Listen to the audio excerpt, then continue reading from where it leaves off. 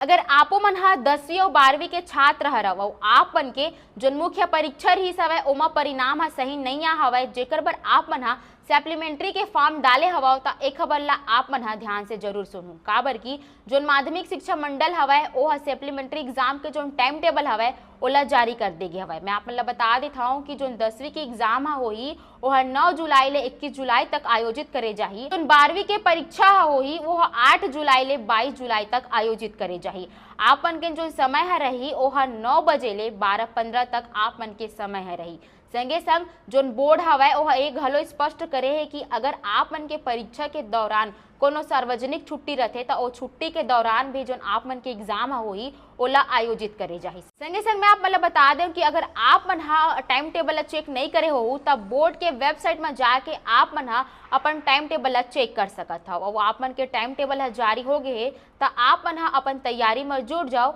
और बेहतर से बेहतर परिणाम के लिए मेहनत ला जारी रखो। ये वीडियो ला लेके आप मन के कार आहे कमेंट करके जरूर बताओ और वैसने ही खबर बस जी भास्कर के साथ जुड़े रहो।